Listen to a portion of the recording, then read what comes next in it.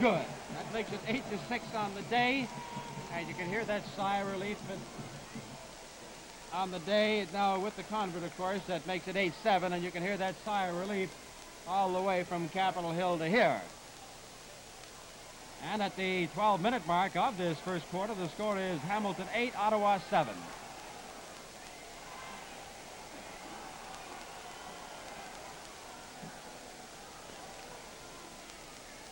You know, this Bo Scott has been kind of maligned in the last couple of games. He hasn't been doing much as a ball carrier, but Frank Clare has been keeping him in there because this big fellow is a good blocker. And on that one, Ron Stewart looked like he was off to a pretty good gain of first down, but Garney Henley and Jim Reynolds, two good tacklers, were coming over, and Bo Scott, who had been downfield on a pass play, came back and wiped out both men. This had to be one of the big plays of the game.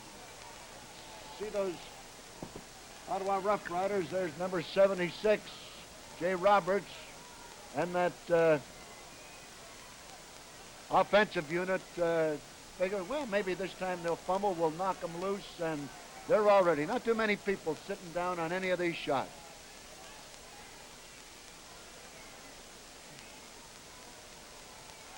And he's all set up on the 45. The deep men go back. Cohee 24 and 20. Jerry McDougall on the 3. Here is the ball coming down to McDougall on the 10. McDougall, a big back. He's 225. He's in motion. He is up to the 25 and into the 30, the 31. Stopped in there by Don Gilbert, number 24. And that was a 55-yard kickoff, a 21-yard return, and Bob Brown was also in there, actually the key man on it. Gilbert just made sure he didn't go any farther. And Brown has been an outstanding lineman for the Rough Riders today. 3-2, see that dinner should put in their order. Here goes the counter with Dick Cohee caught from behind after Billy Joe Booth, number 65, the defensive right end, caught his helmet right in his stomach, and then came Brown from the other side to make sure he didn't go any farther. Well, let's recap this whole thing for you because we're giving a game total and round total. 8-7 in the game, 26-20 on the round.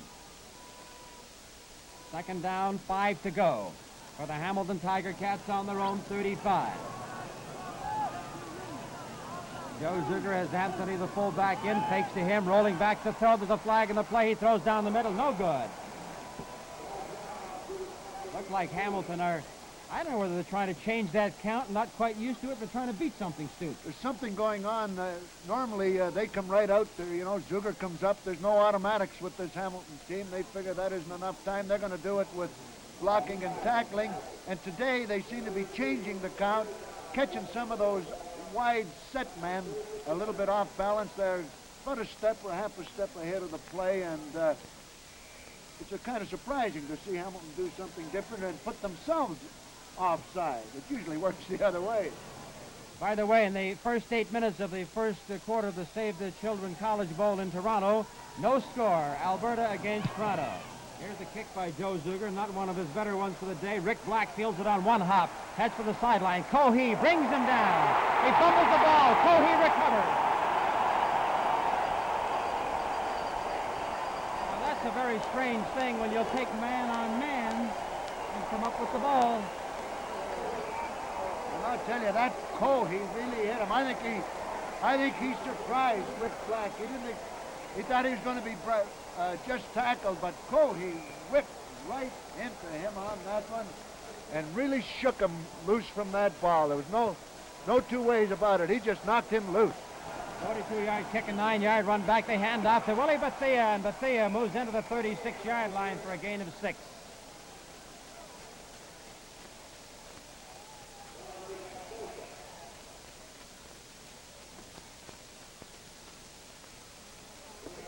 DeGraw, along with Gilbert, Joe Poirier, and Abilovich, and Gene Gaines, making up the 5 defensive halfbacks for the Ottawa Rough Riders, so Abilovich is apparently all right. Second down and 4 to go on the 36-yard line for the Hamilton Tiger Cats, and they give to Mel Anthony. Anthony upended there by Bob Brown, and he goes for the first down on the 31. They're going to call for a measurement here. Looks like they had enough, but they're calling the sticks out just to make sure. We have 15 seconds left to go in this opening quarter. It's 8-7 on the game for Hamilton. And does he have enough for a first down? Yes, he does.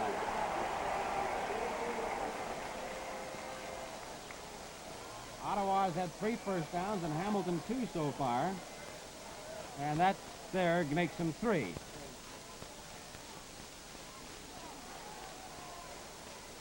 There's Sam Scotia, 12-year veteran. When you get in the game that long, you don't bother to tuck in your sweater anymore. There goes that toss to the right side to Anthony, and Anthony is hit hard in there by Bob Brown again, and Mike Bloom, that left cornerbacker, he was hit on the 30 and carried for a couple. It'll be 2nd and 8 as the gun sounds to end the opening quarter.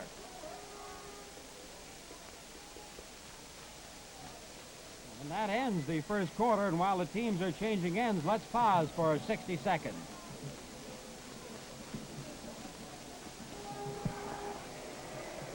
Well, Johnny Bassett Jr., that's kind of a hard-hitting first half.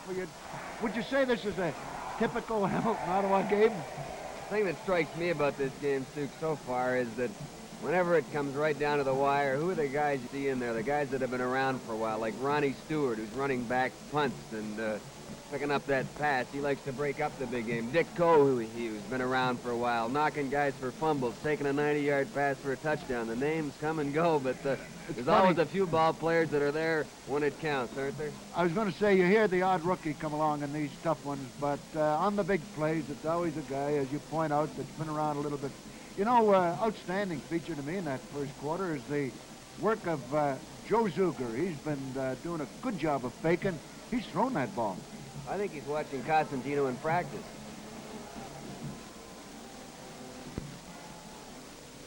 It's a 2nd and 8 situation for the Hamilton Tiger Cats on the Ottawa 29. 3 first downs apiece in the opening quarter.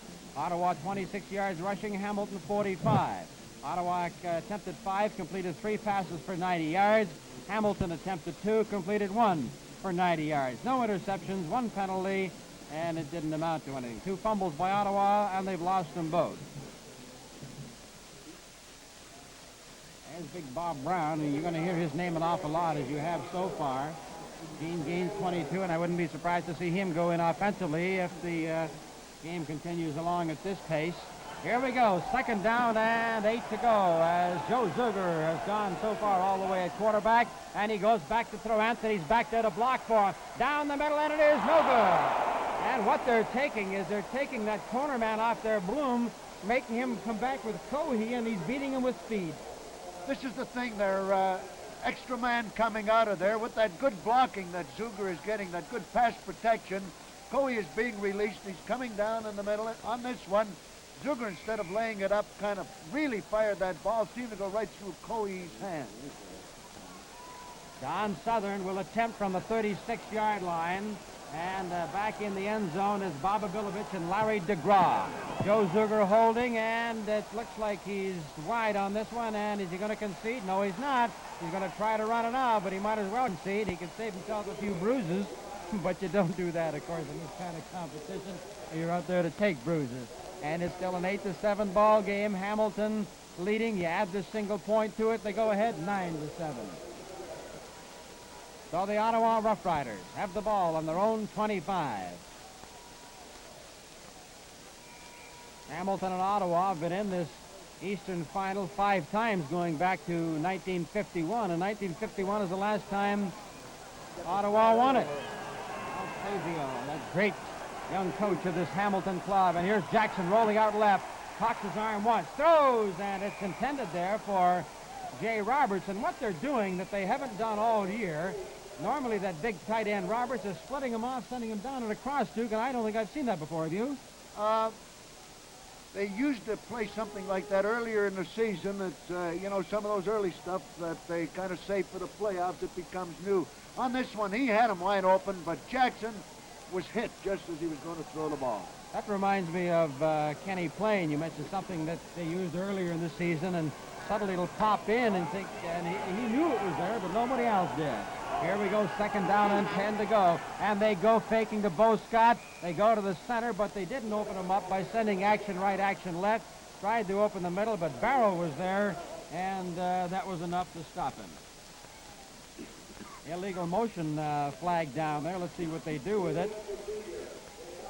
Refuse it and make him kick, obviously, but and just while I have a moment here, Leo Ornest reminds me that the official Souvenir Grey Cup program, the TV and radio guide, which can be purchased in advance of the game, it's 116 Richmond Street, West Toronto. If you want your Grey Cup souvenir program in advance, it's $1. And there's the boot by Bill Klein. Backboard is Henley and Grant. It's taken by Grant on the 50, and he's dropped on the 52-yard line. And that was John Pentecost who came in to drive him down. And there's a brief timeout on the field. The score, Hamilton 9, Ottawa 7.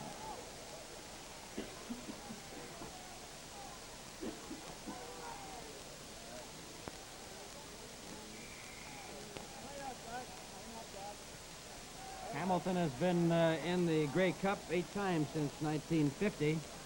They'd like to make it 9, and Ottawa would not. First down now for those Tiger Cats on their own 52. Zuger slips and falls, gets up, caught from the side, and he is dropped on the 44-yard line. Over there to get him was Bob Brown.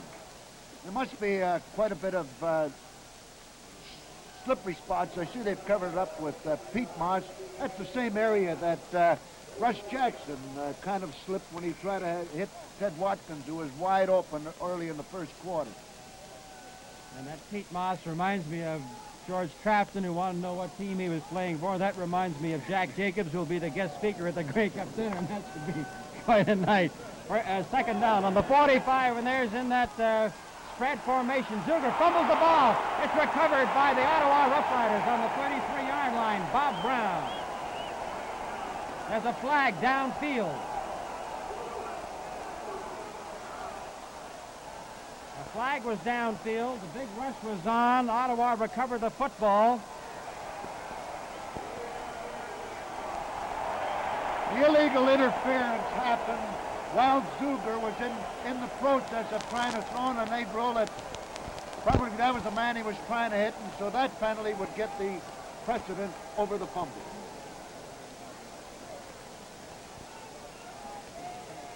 Second down. And 7.5 to go. Varsity is leading Calgary, at least is leading Edmonton 1-0. The 13-minute mark of the first quarter in the Save the Children College Bowl in Toronto. And for those folks across the country, we are live in the Toronto-Hamilton area today with this telecast. Second down and 8 about to go. Here's Zuger back to throw again, and it is to Stan Crisson. He fumbles the ball, and Hamilton recovers again.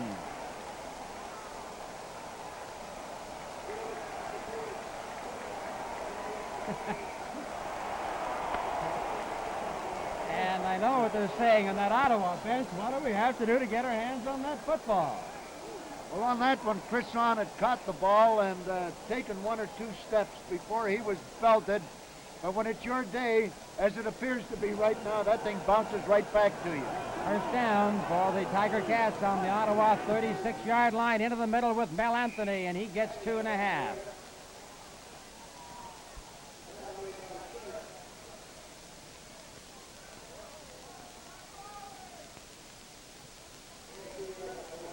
They give Zuger an awful lot of time on those passes, and he's causing quite a bit of that himself. You notice most of the pass plays have been what they call play passes. It's a fake buck into the line, then he drops back. He's only thrown 1 or 2 straight drop-back passes. Second down and 8 to go for the Hamilton Tiger Cats. He hurries back this time. Plants, throws long down here to the end zone, and it is no good. Intended for Hal Patterson. That's the first time they've gone to him today. But Gene Gaines went all the way back with him with Joe Poirier. And you can tell that Poirier is going to be taking a good look at Hal Patterson for the rest of this afternoon. On that play, Hal Patterson was open early, about 15 yards downfield. I don't think Zuger spotted him. He was going for the long one. Hal kind of slowed down as if maybe changed the pattern and hit me. 41-yard line, Don Southern attempting. He has been unsuccessful on field goals today. There's a bad snap. He got it low as he had to kick it in a hurry. And it's a total point, and here comes Bob Abilovich trying to get out of there. Allison Kelly, he deked him, went to the side, and Don Southern drove him out on the 2-yard line. Boy, for a guy who pops a shoulder out, this kid comes back real tough. There's a brief timeout on the field with the score Hamilton 9, Ottawa 7.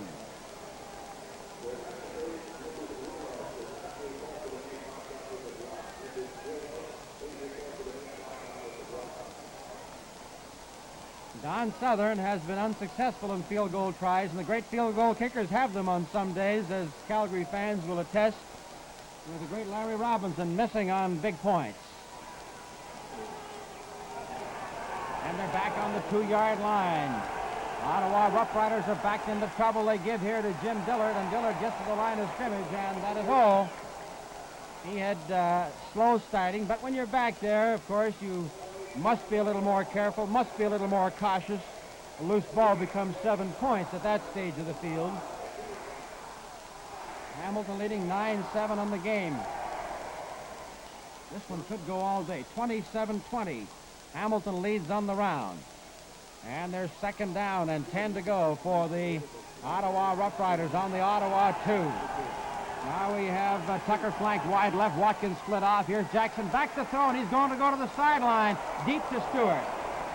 And there was too long a ball. Jackson took quite a pounding down there after he let that pass go from John Barrow. But it is now 3rd down and 10. And on the play, you would get the impression that Jackson had Stewart in the clear and overthrew him, but I think all he was trying to do is to make sure that he threw it over Don Southern's head, who was watching Stewart pretty closely. It had to be one of those rainbow passes that Stewart would run into to be able to be completed. A little bit of wind again now, and it is right against this kick. Bill Klein goes back into the end zone. Klein from East Carolina College concedes a single, at least the safety touch. Now and that now indicates what Russ Jackson, you saw Russ Jackson as he ran to the bench, signaling the V for victory, or the 2 points, to Coach Frank Clare, and that's what it was all about. And this makes you wonder on that play whether Abilovich should have conceded that point and settled for 1 point, because usually in a situation like that, you're in a spot where a field goal or a touchdown is going to have to be the thing that's going to make the difference for you.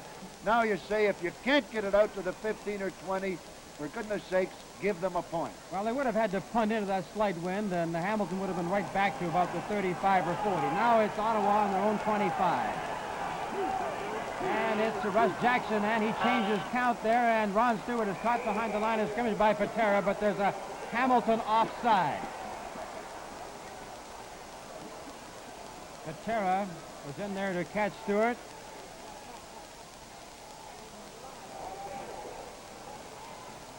They'll bring the ball up to the 30 to make it 1st and 5. It's 11-7 the score. There's the indication, referee Ray Boucher, 1st down. 29-20 on the round for Hamilton. 42 degrees here in Hamilton today. And the weatherman says he's going to give us about this kind of a day next Saturday for the Grey Cup. Watkins split wide to the left. They've only gone to him once today. And here goes Jackson in here with Big Bo Scott. Scott hitting in there much quicker now to the 40-yard line. He gets 10 on a 1st down. Stopped in there by Angelo Mosca. Bo Scott picks up his 22nd yard of the day. No, he hasn't been running like that. They've been kind of loping the last couple of games, but on his first couple of shots, I think they probably told him, Scott, you don't get going today. Rick Black is going to be in there in a hurry. He's been moving. They've also been running him on the left side behind Ted Collins of Pentecost. This time they went with Merv Collins and Ray Seed on the right side as his blockers. And they fumble the ball, and Russ Jackson recovers. Russ Jackson never did get that ball across. It was knocked loose, and he grabbed it.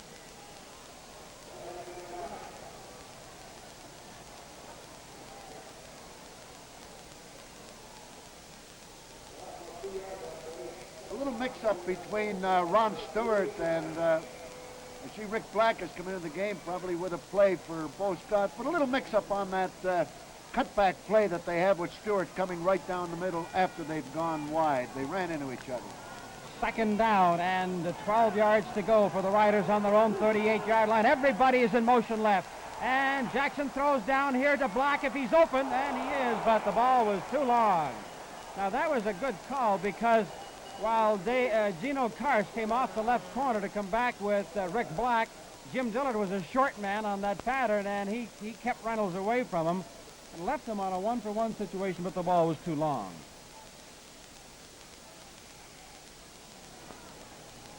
The deep men, Henley and Grant, going back to the 40 and the 35, flying from his own 25.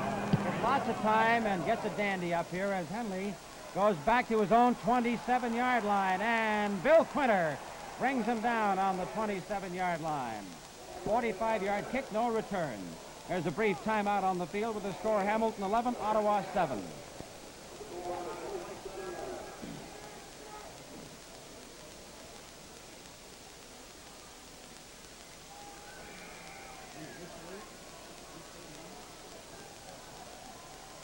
On the 27-yard line, and varsity leads Alberta 1-0 at the end of the first quarter in the College Bowl game. And it is Joe Zuger with Anthony. He sends Cohey in motion, fakes to him, rolls to his right, and Zuger's carrying that football into the 40, 45, keeps going, and Zuger is stopped on the 47-yard line by Bob Obilovich. 20 yards was the length of the gain, and here's a kid who came out of Arizona, led U.S. colleges in punting, led U.S. colleges in pass interceptions, and now becomes a big runner.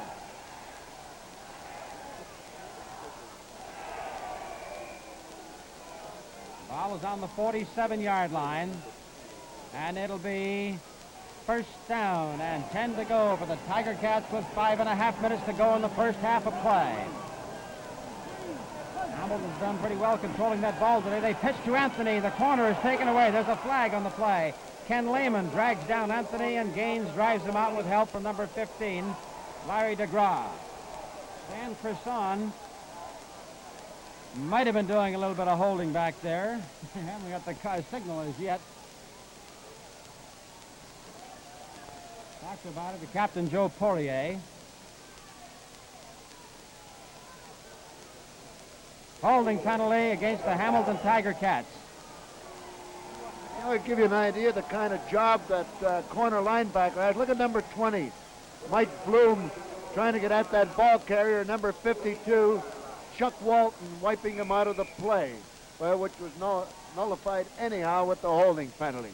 That'll make it first down and 20 to go for the Tiger Cats on their own 37-yard line with 5 minutes, 15 seconds to go in the half. And Zuger hustling back, big rushes on him, and he has to get outside, chased by Billy Joe Booth.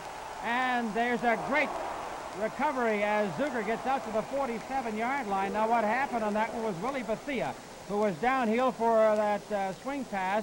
He saw that Zuger was being chased by Billy Joe Booth. He came back to wipe Booth out of the play. So he gets back to the line of original line of scrimmage, a 10-yard gain, making it second down and 10.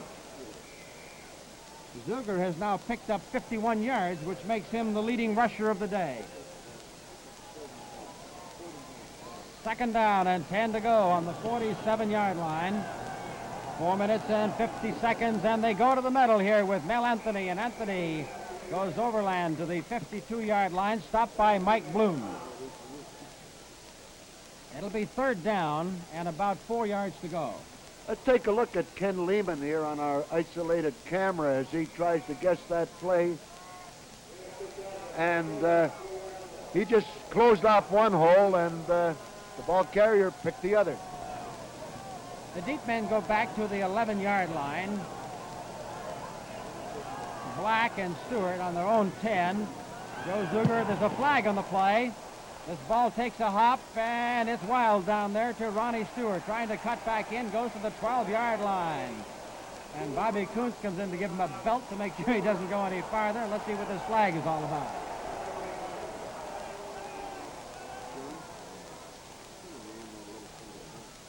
Johnny Metris comes out, number 48, to go to the center spot. 44-yard kick, a 4-yard return. And if they waive the penalty and take the ball, maybe doing that because there's 4 minutes and 17 seconds, they have waived the roughing. Well, they had a choice of taking the roughing penalty at the line of scrimmage and making them kick over again, or take the kick and take the roughing penalty from the point where the ball carrier was tackled, which they decided to do. First down on the 31-yard line, and it'll be first down for the Ottawa Rough Riders. 4 minutes and 11 seconds to go. They take the call back to their own 31, and Stewart in motion left. Here is Jackson looking for that throw out here to Stewart, and he cuts back in. He goes to the outside now, and a fine play by Jim Reynolds. What a ball game that Reynolds is having as he brings him down on the 38-yard line for a gain of 6. That's a play that went for a 54-yard touchdown in the first quarter, and it was going to go a long way today, too, on this play if Reynolds didn't make that flying tackle. On that particular play, they only sent one blocker out with him, where they have been sending 2 or 3, and that one blocker might have been able to make the difference on that one if he could have picked off Reynolds. Better than 3 minutes to go in the first half. Second down and 4, and they counter here with Bo Scott, and Herb Patera has got him high. Dave Beatty has got him low, and it'll be third down.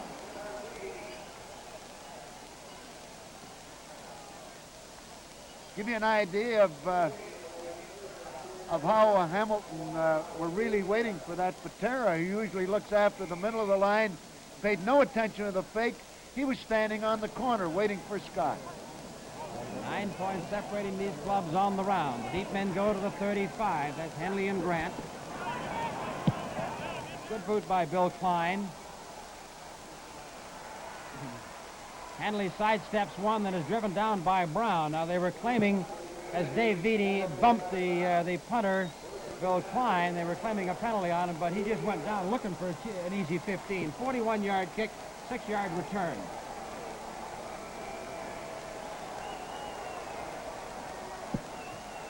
And at the 12-minute mark of the second quarter, the score is Hamilton 11, Ottawa 7.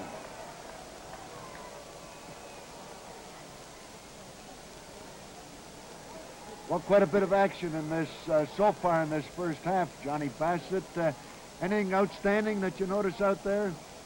Well, I think, Stuke, play of Jim Reynolds is really magnificent. It's amazing how Lucky Jim, as they used to call him, always comes up at payoff time with the big play. I can remember the pass that Tobin wrote through him that stopped the Argos in their only bid for a real Grey Cup championship. Reynolds is always in there. He's just real tough at playoff time, and he gets picked up by this club halfway through the season after getting cut by Jim Trimble in Montreal, and he's sure showing why Sazio put faith in him.